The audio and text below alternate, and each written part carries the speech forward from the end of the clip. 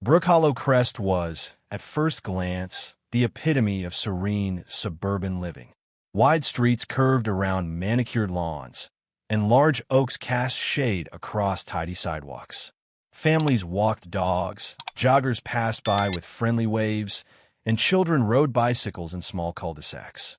Beneath this calm exterior, however, the Brook Hollow Crest Homeowners Association, HOA, held a powerful grip on every aspect of neighborhood life. Among the common spaces Brook Hollow Crest boasted was a lovely wooden gazebo perched near a small pond. Residents came there to read, sip coffee, or simply enjoy the breeze. The gazebo served as a communal haven, a place to unwind in a neighborhood that often felt dominated by rules about fence heights, paint colors, and yard decorations. Yet, as peaceful as Brook Hollow Crest seemed, tensions simmered beneath. And nowhere would those tensions erupt more dramatically than at that very gazebo, where an overzealous HOA committee member, nicknamed Karen, would one day physically shove a senior citizen, igniting a wave of outrage that would change how the community viewed its precious rest spot. Her real name was Bridget Arnetto, but behind closed doors, neighbors called her Karen. She was in her late 40s, always impeccably dressed in pastel business suits or crisp khakis, walking with a clipboard in hand. She'd lived in Brook Hollow Crest for 5 years, quickly securing a position on the HOA's so-called Quality Standards Committee. In practice, she used her role to micromanage everything from holiday decorations to the style of porch furniture. Karen carried an air of self-appointed authority, fancying herself the gatekeeper of the neighborhood's refined aesthetics. Over time, her demands escalated. She confronted neighbors about how long their trash bins sat by the curb, the color of their front doors, even the brand of mulch used in flower beds. Many found her heavy-handed, but few challenged her publicly. Some feared retribution, fines, or extra scrutiny of the slightest infraction. Though Karen's tyranny had long been resented, it was her obsession with scheduling, order, and quick turnover at shared amenities that would become her downfall. She believed communal spaces, like the gazebo, shouldn't be monopolized by any one person. To her, staying too long on a bench or lounge seat disrupted the fair use she believed she alone could enforce. Nestled by a willow-lined pond, the Brook Hollow Crest gazebo was both picturesque and functional. Its octagonal wooden frame was painted white, with a peaked roof providing shelter from sun or light rain. A few built-in benches along the perimeter offered seating, and flowering vines climbed up the lattice. For many residents, it was the perfect spot to read a novel, enjoy the chirping birds, or chat with a friend. Evelyn Myers, a 72-year-old widow, found solace there daily. She'd lost her husband 2 years prior and found the gazebo's tranquil view soothed her loneliness. Most mornings, she'd bring a thermos of tea and a small crocheting project or a book. She stayed as long as her heart desired, sometimes an hour, sometimes more, drifting in quiet reflection. With her children grown and living far away, the gazebo became her regular companion. No official rule stated how long one could linger. After all, the gazebo was a communal resource, but rarely did it ever become overcrowded. People came and went. Usually, no conflict arose. Karen, however, had begun eyeing Evelyn with disapproval, deciding the older woman overstayed her fair share of time. A clash loomed, and no one suspected just how physical it would get. For Karen, everything hinged on schedules and fairness as she defined them. She believed in unspoken time limits for using neighborhood amenities. 20 minutes is enough, she'd murmur, seeing a group occupy the tennis court for too long, or finding kids playing in the neighborhood pool for more than an hour. According to her worldview, any single user hogging a resource was an affront to the rest. That sense of enforced turnover extended to the gazebo. Karen insisted, in letters, posted notes, and petty complaints, that residents be mindful of how long they sat. She'd scold families who picnicked too long. She'd once confronted a teenage girl practicing guitar in the gazebo, telling her to rotate out for others, even though no one else was waiting. Evelyn, being older and often quietly reading, wasn't immune to Karen's scrutiny. Karen had observed Evelyn more frequently lately, noticing she sometimes stayed well over an hour. In Karen's mind, that was hogging. The older woman's consistent presence became a target. Karen decided to politely ask Evelyn to shorten her visits, unaware that the eventual confrontation would escalate into something more violent. On a brisk Tuesday morning, Evelyn packed her small tote with a paperback mystery novel, a half-finished scarf she was knitting, and a thermos of chamomile tea. The day was crisp but pleasant. She ambled over to the gazebo, leaning on her light walking cane. Settling onto one of the benches, she breathed in the fresh air. The pond glistened under a pale sun, ducks paddling calmly. Moments later, Karen appeared, clipboard in hand. She lingered on the path, eyeing Evelyn with a pinched expression. Evelyn, engrossed in her novel, barely noticed. Karen eventually approached, forced a polite smile, and said, "Good morning, Ms. Myers. Lovely day, isn't it?"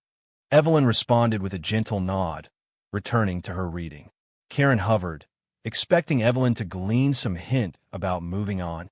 When no such sign appeared, Karen cleared her throat. "I just wanted to remind you that the gazebo is a shared facility. We encourage everyone to limit usage to no more than half an hour, so that others might enjoy it as well." Evelyn glanced up, startled. "I wasn't aware of any official time limit," she said. "There's no one else here. I'm not in anyone's way." Karen's forced grin tightened. "It's just good practice," she insisted, but Evelyn shrugged. She'd read the official guidelines. No mention of time restrictions existed. Sensing no immediate compliance, Karen pressed her lips together and stormed off. Evelyn, unsettled, tried to return to her reading, her heart beating with an uneasy flutter. Over the next few days, Karen fired off an email to the HOA board, proposing they formalize time limits for gazebo use. She cited incidents of extended occupation that prevented fair access. The board, led by Arthur Samuels, politely responded that they saw no pressing reason for a time cap. The gazebo was seldom crowded. If it got busy, neighbors worked out sharing on their own. Karen fumed, feeling ignored. Her annoyance grew. Each time she spotted Evelyn in the gazebo, her resentment built. She believed the older woman was deliberately defying her guidance. In truth, Evelyn was just enjoying a space she had every right to use. Karen wrote more letters to the board, complaining about chronic overusage by certain individuals. She recommended a sign-up sheet or a posted schedule. The board again declined, calling the idea unnecessary bureaucracy. Rejected at the official level, Karen decided she might have to enforce her personal rule in a more direct manner. She fixated on the notion that Evelyn was monopolizing the gazebo daily. How dare the board not support her? She would take matters into her own hands. Meanwhile, Evelyn remained largely unaware of Karen's escalated campaign. She noticed the woman's occasional stares but tried to ignore them. Others in the neighborhood enjoyed chatting with Evelyn. Some younger moms found her gentle presence comforting. A retired gentleman, Mr. Patterson, would occasionally share the gazebo bench, swapping stories of old times. When folks heard rumors that Karen wanted a formal time limit, they dismissed it as typical Karen nonsense. Many privately believed the older woman had every right to sit as long as she wished, especially since the gazebo was rarely in demand. "It's not like there's a line of people waiting," one neighbor quipped.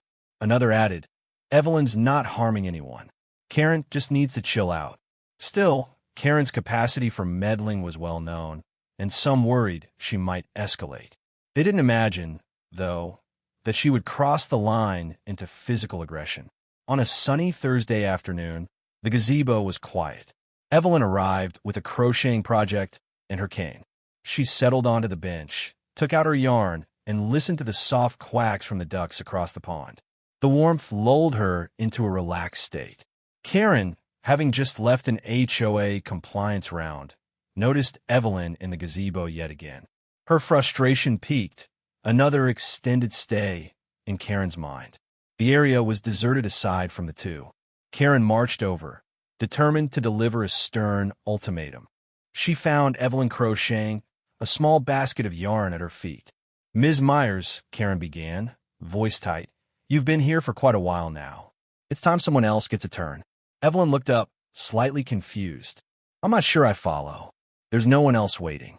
Karen's tone hardened. That's not the point. We must keep these facilities rotating. You can't just occupy it for hours on end. Evelyn, unsettled, responded, but the HOA has no such policy. I'm not disturbing anyone. Karen's face flushed. I'm on the HOA committee. I'm telling you, we need turnover. So, if you won't leave voluntarily, I'll have to make room for others. Evelyn, a bit frightened, stammered, I'm not stopping anyone from joining me. Why can't you just let me be? Before Evelyn could fully comprehend what was happening, Karen moved closer, her posture aggressive. The older woman instinctively scooted sideways, alarmed by Karen's sudden proximity. Then, in a move shockingly forceful, Karen shoved Evelyn's shoulder, muttering, "Time's up." Evelyn toppled off the bench, came clattering on the wooden floor, and tumbled onto the gazebo's step, gasping in pain. As Evelyn fell, she instinctively braced herself with her left hand, wrenching her wrist in the process. A stinging pain shot through her arm. Karen, looking momentarily shocked at her own action, quickly tried to reassert authority. "See what happens when you won't listen?" she hissed, voice trembling. "You forced my hand." Evelyn blinked back, tears cradling her wrist. She realized she could barely move it without excruciating pain. Karen offered no sincere apology or help, only stepping back, breathing heavily. Realizing the gravity of what she'd done, Karen abruptly fled, leaving Evelyn lying there in a daze. Within minutes, passers-by noticed Evelyn sprawled near the gazebo step, obviously hurt. Shocked neighbors rushed to her side. One phoned 911, another ran to fetch a first aid kit. Evelyn, tears welling, explained that she'd been shoved by Karen. The onlookers were horrified. They gently helped Evelyn to a seated position, careful with her likely sprained wrist. An ambulance arrived shortly, whisking her away from medical care. The quiet gazebo had become the scene of a traumatic assault. The news of Karen's physical shove rocketed through Brook Hollow Crest. People were stunned. While many had known Karen to be overbearing, few believed she'd resort to violence. Suddenly, the hush of the suburban streets was abuzz with furious whispers and outraged exclamations. Evelyn, a sweet older resident, had been physically shoved out of the gazebo. It was almost unthinkable. Neighbors telephoned one another, posted on the local community board. Some recounted seeing Evelyn taken away by ambulance, her wrist in a makeshift splint. Others noted Karen's abrupt exit from the scene. Speculation mounted. Would the police become involved? Would the HOA board condemn Karen's actions? In the swirl of shock, a wave of anger rose. If Karen's meddling had been merely annoying before, it was now a cause for moral outrage. People demanded accountability for an action that targeted a frail senior citizen. Meanwhile, the traumatized Evelyn spent the evening in urgent care, her wrists sprained and her spirits shaken. By the next morning, the Brook Hollow Crest HOA was in crisis mode. Residents flooded the board's inbox with demands for Karen's removal from the committee, or at least a public denunciation. The board's president, Winston McKay, was besieged with calls. He realized the severity of physical assault was far beyond petty code enforcement. Winston convened an emergency session of the board. Though Karen was part of the Quality Standards Committee, she had no official invitation to this meeting. The other members debated possible responses. Some suggested suspending Karen's role pending an investigation. Others called for immediate expulsion from the committee. Legally, the HOA couldn't prosecute Karen. This was a criminal matter for law enforcement. But they could impose internal measures, such as banning her from official duties or community spaces. The board recognized that ignoring this would cause a massive outcry. After a heated discussion, they agreed to gather statements from witnesses, speak to Evelyn, and release a statement condemning the act. Winston privately wondered if the police would press charges. Either way, the board needed to act decisively. That afternoon, Evelyn returned from a follow-up appointment with her wrist in a brace. The doctor confirmed a sprain and possible tendon strain, advising several weeks of rest and physical therapy. Emotional distress lingered. Evelyn had never been assaulted before, and the incident left her anxious, especially about returning to the gazebo or even encountering Karen again. A few kind neighbors visited Evelyn at home with flowers, homemade soup, and offers of help. She was touched by their support, though she still trembled recalling Karen's furious expression. "I can't believe she pushed me over a seat," Evelyn said, voice shaking. "All for nothing. There wasn't even a line to sit."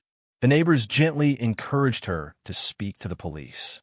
Evelyn had already filed a report, but she wasn't sure she wanted to press charges. Still, many urged her to stand up for herself, not to let this be swept under the rug. The board, they said, was also gathering testimonies, ready to censure Karen. Evelyn felt torn. She disliked conflict, but the memory of that shove still rattled her.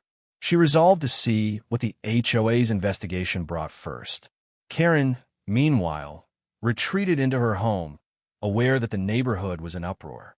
She told a close acquaintance that she merely nudged Evelyn, claiming the older woman lost balance on her own. Karen insisted Evelyn was hogging the gazebo for hours and refused to move, even when politely asked. She hoped to spin the story as a misunderstanding, though no one in the community believed that narrative. The acquaintance later told neighbors about Karen's rationalizations. This only inflamed sentiments further. People saw Karen's attempts to downplay the incident as a brazen dodge of responsibility. Some demanded that the board remove Karen not just from the committee, but bar her from using the gazebo. Emotions ran hot, with many expressing fear that if Karen had assaulted one neighbor, she could do it again. When pressed by Winston McKay, Karen provided a short statement. "I lightly touched Ms. Meyer's shoulder to get her attention. She overreacted, slipped, and fell. I regret any injury, but maintain I wasn't forceful." The statement contradicted eyewitness reports, claiming Karen actually shoved Evelyn with noticeable force. The board recognized Karen's denial for what it was, an evasion. Winston and a small HOA panel began gathering testimonies from those who had arrived at the gazebo moments after Evelyn fell. While no one witnessed the exact moment of the push, they heard Evelyn's immediate claim that Karen shoved her. They saw Karen fleeing, and they observed Evelyn's injuries. One neighbor recalled hearing Karen's raised voice from afar, though not the words. Evelyn's own account was unwavering. Karen demanded she leave, then physically shoved her, causing her to fall.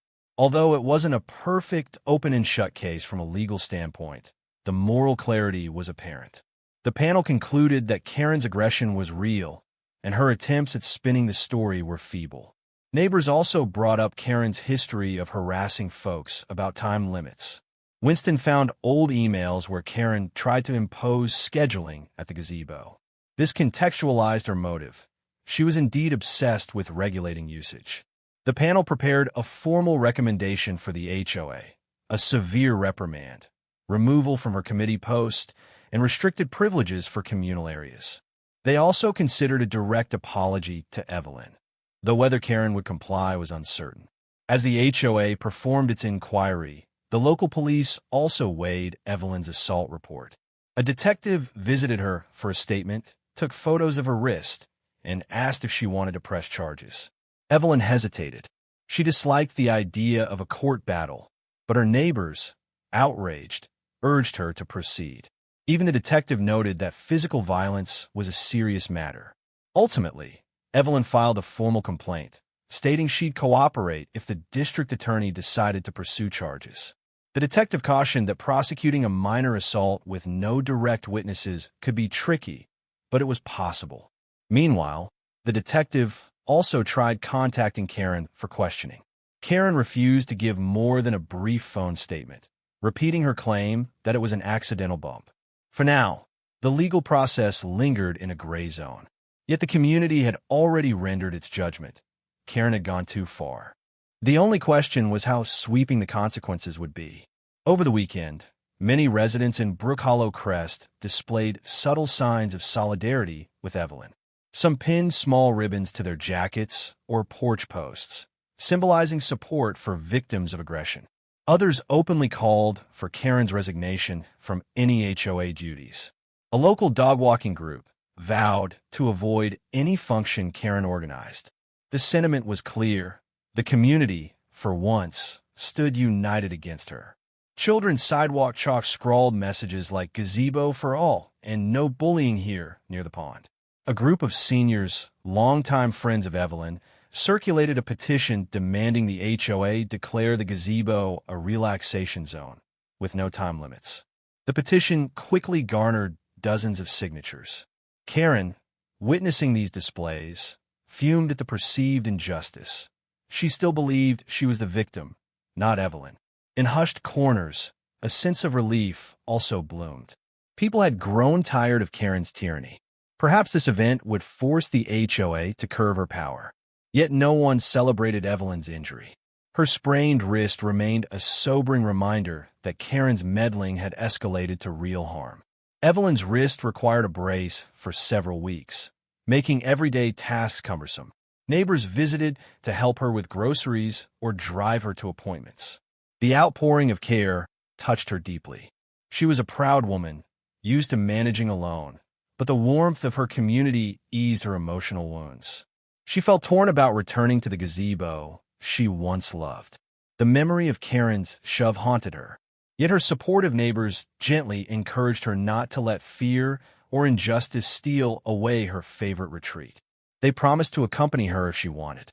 Evelyn felt reassured, though physically she was still healing. She decided to wait until she felt stable enough to walk there unassisted. Meanwhile, the knowledge that so many neighbors rallied to her side gave Evelyn a sense of belonging.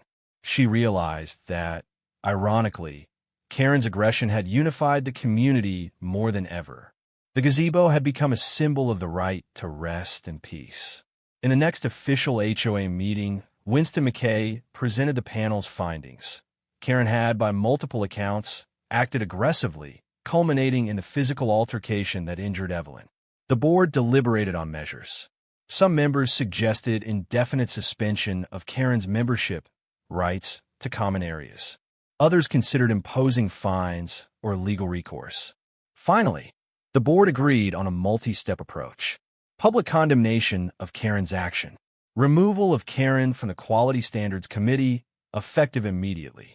A vote to restrict Karen's access to communal amenities pending an apology and dispute resolution.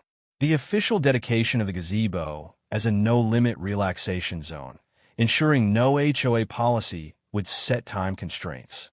Winston planned to finalize the statement within days. The board recognized that if Karen refused to comply, they would proceed with stronger sanctions. They also planned to upgrade the gazebo with new seating cushions and perhaps a small library shelf, transforming it into a symbol of welcome for all ages. When Karen received word of the board's intentions, she exploded in fury. She penned a long, defensive email to Winston, claiming she was unfairly targeted by a smear campaign. She insisted Evelyn's fall was an accident, blaming the older woman's lack of balance.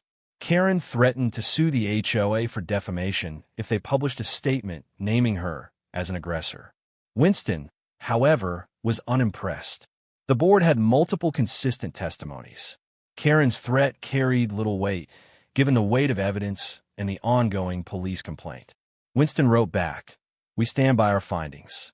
Any threat of legal action on your part is your prerogative, but the board will proceed with the announced measures." Seething, Karen realized she was cornered. The entire community had turned against her. Even those who once tolerated her saw this as inexcusable. She faced social isolation and official censure. Pride wouldn't let her back down or apologize, so she prepared to tough it out, refusing to accept the punishment quietly. While the board hammered out details of Karen's discipline, a group of residents decided to improve the gazebo as a show of solidarity.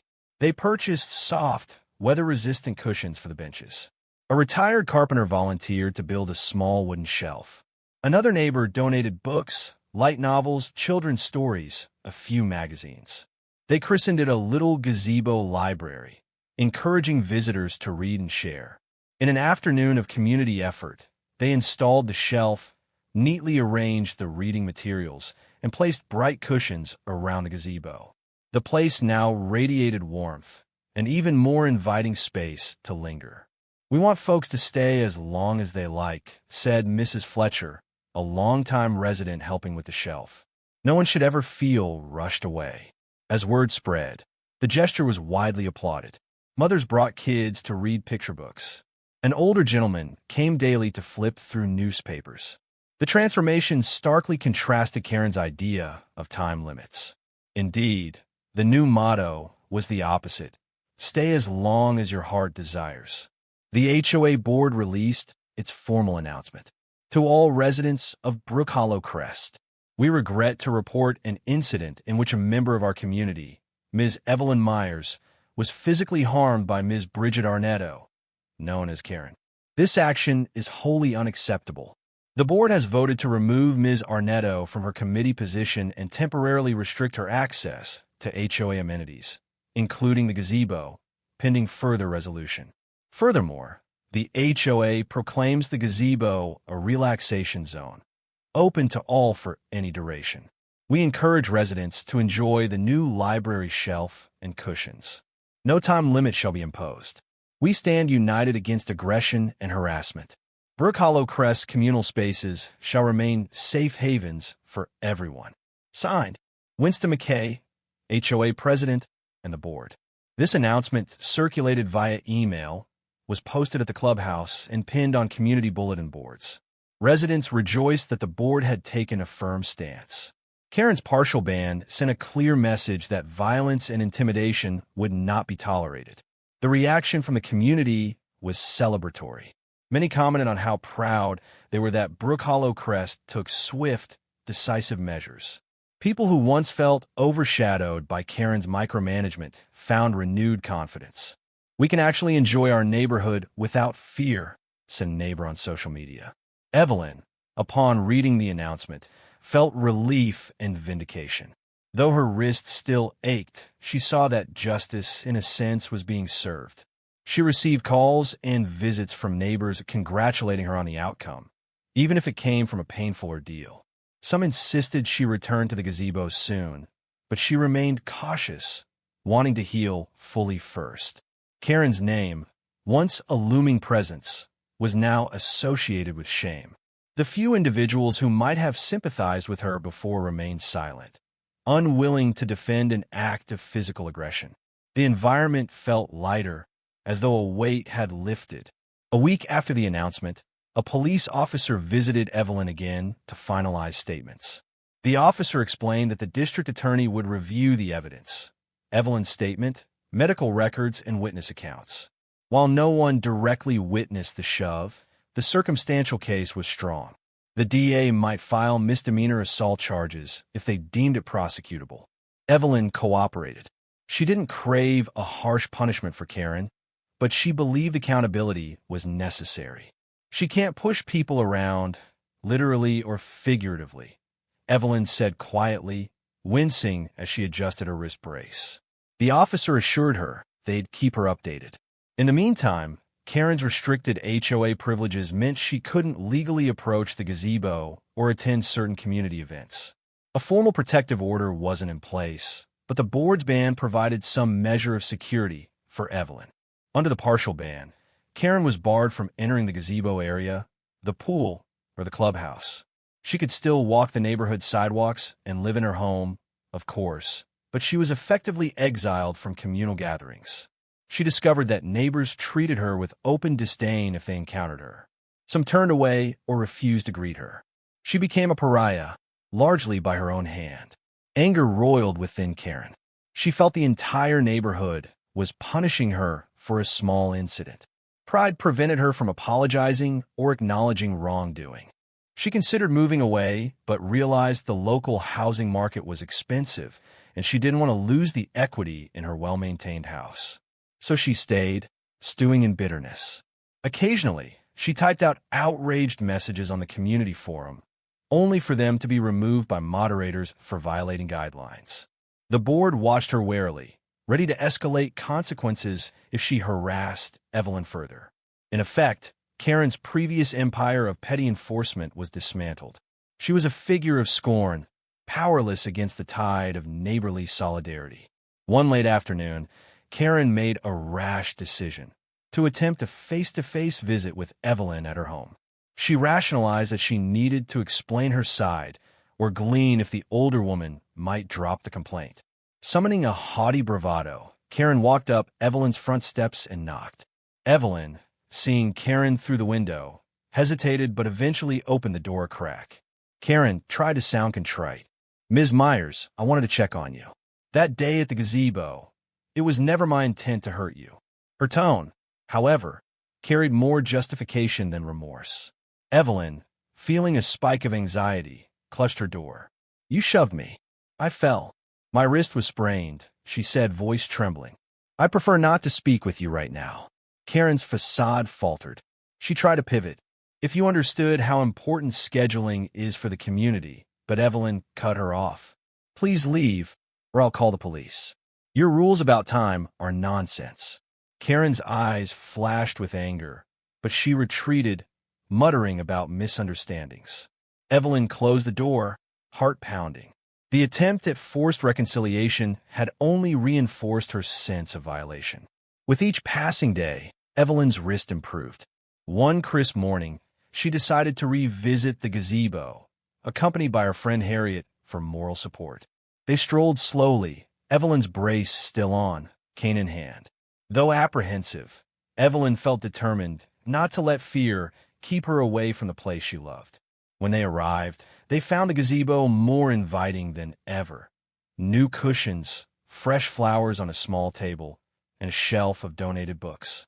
A group of neighbors who recognized Evelyn greeted her warmly, offering a seat. Evelyn felt tears prick her eyes, both from gratitude and lingering trauma. Harriet stayed close, ensuring she felt safe. They spent a serene hour, chatting and enjoying the pond's reflection. The experience, though tinged with memory of the assault, reminded Evelyn of the community's capacity for kindness. The newly dedicated Relaxation Zone at the gazebo blossomed into a communal gem. People dropped off more books, from thrillers to cookbooks to children's tales. A sign read, "Welcome, stay as long as you like." Some families brought board games. A local guitar hobbyist strummed gentle tunes on weekends. Seniors found it a perfect spot to knit or do crossword puzzles. Word spread beyond Brook Hollow Crest, with visitors occasionally stopping by to see the famed open invitation gazebo. The story of how it became a no-limit area, sparked by Karen's aggression, circulated as a testament to how a community could rally around compassion and inclusion. "In a strange twist," joked one neighbor, "Karen's push literally pushed us to create a more welcoming space." Karen saw these developments from afar, each improvement a symbolic rebuke of her vision. The more the gazebo thrived, the more her temper flared. But the place's success felt unstoppable. Evelyn's adult daughter and son arrived in town upon hearing about the assault. Concerned, they spent a weekend with her, checking on her health and emotional state. They were outraged to learn some neighbor had attacked their mother over sitting too long. They contemplated pressing charges more aggressively, but Evelyn explained that the matter was in the hands of the local DA. The children accompanied Evelyn to the gazebo. They marveled at the changes, the library shelf, the cushions. Evelyn introduced them to Harriet and other friendly faces who'd supported her. The family recognized how deeply the community cherished Evelyn. This gave them reassurance that, despite Karen's violence, their mother was surrounded by people who cared. Tearing up slightly, Evelyn's daughter said, "We're so grateful everyone stepped in. We never expected an outpouring like this." Harriet patted her hand, replying, "Your mom is special to us. The gazebo belongs to everyone, especially her, if she pleases." In mid-autumn, the police informed Evelyn that the DEA had reviewed the evidence and decided to file misdemeanor battery charges against Karen. The detective said there would be a hearing, and Evelyn's testimony might be needed. A wave of conflicting emotions hit Evelyn. She disliked the stress of legal proceedings, but also felt validated. Karen's physical aggression wasn't trivial. Someone needed to hold her accountable. News of the charge spread quickly. Some neighbors felt relief that the law recognized the seriousness. Others worried Karen might lash out again. The HOA board reaffirmed their ban on Karen using communal spaces until the legal matter was resolved. Karen, upon receiving official notice, erupted in indignation, calling it a witch hunt. Yet she had no choice but to comply with the process. Karen hired a local attorney, who tried to spin the story as an unfortunate accident. They claimed Karen's presence in the gazebo was legitimate as an HOA committee member monitoring usage. They insisted Evelyn fell due to her own lack of balance, and any contact was minimal.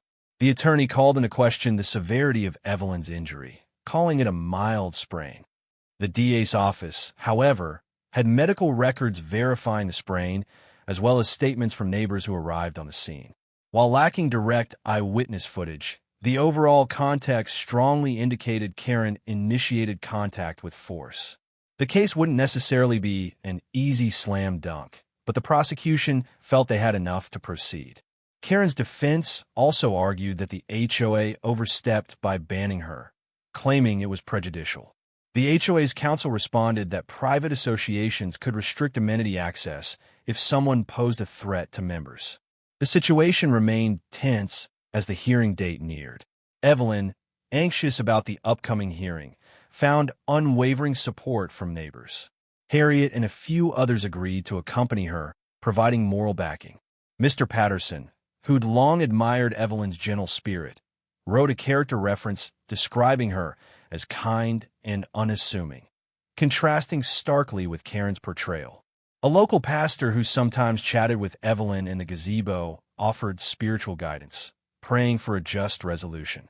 Meanwhile, Winston McKay prepared official HOA documents detailing Karen's repeated attempts to impose time limits, building a pattern of behavior that lent credibility to Evelyn's account. The once sleepy suburban street felt galvanized, united around a single cause: justice for Evelyn. In a small county courthouse, Karen and Evelyn faced each other for the first time since the assault. Karen's lawyer requested a dismissal, citing insufficient evidence. The prosecutor countered with the medical records, the police report, and witness statements describing Karen's aggression. The judge found probable cause to proceed, scheduling a full trial date a few months out. Evelyn, though trembling during the hearing, held her head high. She refrained from looking at Karen, focusing on the judge's questions. Karen appeared tense, exchanging hushed words with her lawyer. The date set, both parties left the courthouse. The community waited to see if Karen might accept a plea or if the case would go all the way to trial. Despite the pending legal drama, daily life in Brook Hollow Crest resumed a familiar rhythm. Children went to school, dogs trotted alongside owners on morning walks, and a local coffee shop bustled with chatter. The difference was the gazebo, busier than ever, brimming with books, cushions, and relaxed visitors who no longer fear being scolded or timed. Evelyn, wrist brace finally removed, resumed her quiet routine of reading or crocheting in the gazebo, often joined by Harriet or another friend. She still felt a pang of anxiety recalling Karen's assault, but the supportive environment helped. On a mild afternoon, a group of neighbors gathered spontaneously for a small gazebo picnic, sharing homemade treats. It felt symbolic. The space Karen tried to regulate was now the epitome of free, limitless enjoyment. Karen, of course, was conspicuously absent. Under the HOA ban, she wouldn't dare approach. This new normal, Karen's isolation, the gazebo's welcoming aura, seemed to highlight how one act of aggression had inadvertently built a stronger sense of community than any official policy ever had. In the weeks leading up to trial, Karen found her life increasingly lonely. Friends avoided her, social invites evaporated. She discovered that her reputation was tarnished beyond easy repair. Potentially facing a criminal conviction, she wrestled with whether to maintain her denial or consider a plea deal. Her lawyer hinted that if she apologized to Evelyn, a lenient settlement might be possible, perhaps community service or anger management classes. Yet Karen's pride bristled at the thought. She still believed she was right about time limits, but the reality of legal fees and isolation weighed on her. One night, she penned a letter to Evelyn, attempting an apology without fully admitting guilt. She never mailed it, uncertain whether it would matter. For the first time, Karen tasted the consequences of her relentless meddling in a personal, painful way. Just a month before the trial, Karen's attorney reached out to the DA with a proposed settlement. Karen would plead no contest to a lesser charge of misdemeanor harassment, undergo anger management, and publicly apologize to Evelyn. Additionally, she'd pay restitution for medical expenses. In exchange, the DA would drop the assault charge, sparing Karen a potential criminal record with harsher repercussions. The DA consulted Evelyn, who felt mixed. While part of her wanted to see Karen fully answer for assault, she also recognized the trial's emotional toll. If Karen sincerely apologized and took responsibility, perhaps it was enough. After deliberation, Evelyn agreed to a settlement, provided the apology was genuine and she was reimbursed for her hospital bills. Word of the possible settlement circulated. Many neighbors believed it was fair. Karen would be forced to admit wrongdoing and face anger management. Others felt she deserved heavier punishment. But ultimately, Evelyn's preference carried weight. She wanted closure. On a chilly evening, in a specially arranged HOA meeting, Karen stood before a small crowd of residents in the community clubhouse. Winston McKay had organized the forum, ensuring Evelyn was present, flanked by supportive neighbors. Karen's expression was strained as she read from a typed statement. I, Bridget Arnetto, regret the incident at the gazebo involving Ms. Evelyn Myers. My actions caused her harm, which was never my intention.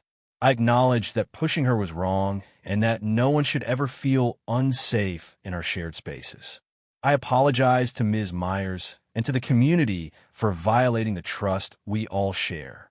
Her voice trembled, though few perceived sincerity.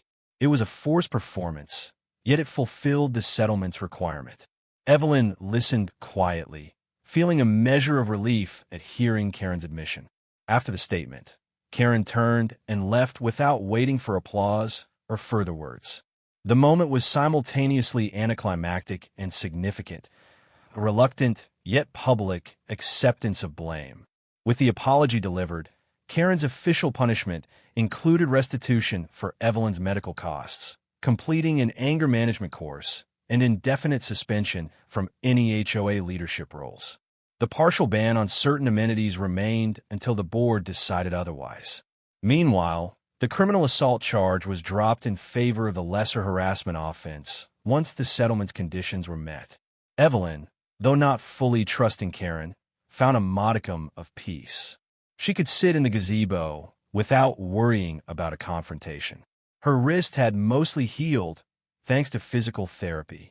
The emotional scars might linger, but she felt buoyed by the community's overwhelming support. Harriet teased that they should rename the structure Evelyn's Gazebo, but Evelyn insisted it belonged to everyone. As the months rolled on, the gazebo remained a center of neighborly fellowship. The little gazebo library kept growing, residents donating books or swapping old titles. Seasonal decorations appeared: autumn wreaths, winter lights, spring blossoms, always with the invitation to linger. The unwritten motto became, "Stay as long as you want." Nobody questioned or policed usage. A few times, Evelyn would see someone new perched on a cushion, reading a donated novel. She'd join them, exchanging pleasantries, forging new friendships. The negative memory of the assault was overshadowed by a communal pride in preserving the gazebo's welcoming spirit. In a sense, Karen's hostility had given rise to something more beautiful. Post-settlement, Karen lived quietly on the periphery of Brook Hollow Crest. She attended anger management sessions as mandated, rarely showed her face at community events. Some neighbors whispered about her when they saw her drive by. Others simply ignored her. For her part, Karen scurried through the neighborhood without her old swagger. She occasionally found petty faults, like a slightly too tall hedge, but had no platform to enforce them. Stripped of authority, she discovered a life of near invisibility. She resented it, yet recognized there was little she could do to restore her prior standing. The settlement agreement demanded she not harass or confront Evelyn or anyone else. If she dared try, the board threatened immediate legal recourse. Thus, Karen's once dominant presence receded into a lonely existence behind her home's closed blinds. A local newspaper, upon hearing rumors of how a HOA scuffle led to a new communal reading nook, sent a small team to investigate. Intrigued by the story's angle, that a violent incident ironically birthed a more inclusive, open policy, they interviewed Evelyn, Winston, and Harriet. They took photographs of the newly improved gazebo, the cushion-laden benches, and a library shelf brimming with donated books. Evelyn, initially shy about publicity, agreed to share her perspective in hopes that it might inspire other neighborhoods to stand against bullying. She described how the assault was traumatic, yet the community's unity afterward gave her fresh hope. The resulting article painted Brook Hollow Crest as a place where adversity sparked positive change, and where a senior's right to enjoy a public space triumphed over one meddler's aggression. Time eased tensions. Evelyn maintained her daily visits to the gazebo, crocheting new pieces and devouring novels from the library shelf. She sometimes stayed an hour, sometimes two. No one questioned her. Other seniors joined regularly, forming an informal afternoon circle, sipping tea or playing quiet card games. Younger residents found them welcoming, bridging generational gaps. One evening, just before dusk, Evelyn sat alone in the gazebo, finishing the last pages of a mystery novel. The setting sun cast golden rays across the pond, ducks quacking softly. She reflected on everything that had happened: the shove, the sprained wrist, the hearing, Karen's forced apology. A swirl of emotions flickered: sadness, but also gratitude for the unwavering support from neighbors. Standing up, she stretched, feeling no pain now in her wrist. She gazed around at the cushions, the library shelf, symbols of resilience and communal kindness. The breeze ruffled her hair. In that moment, she felt entirely at peace, confident that Brook Hollow Crest's relaxation zone belonged to everyone, free from petty time limits or intimidation. And so, the story of Karen's aggression concluded with the gazebo flourishing under official no-limit rules, ironically created because of Karen's own attempt to enforce a time limit. The senior she shoved emerged stronger, cherished by her neighbors. The once feared enforcer was silenced, her quest for control undone by the very community she tried to dominate. Brook Hollow Crest moved forward in unity, proving that neighborly warmth, not intimidation, truly shaped their shared haven.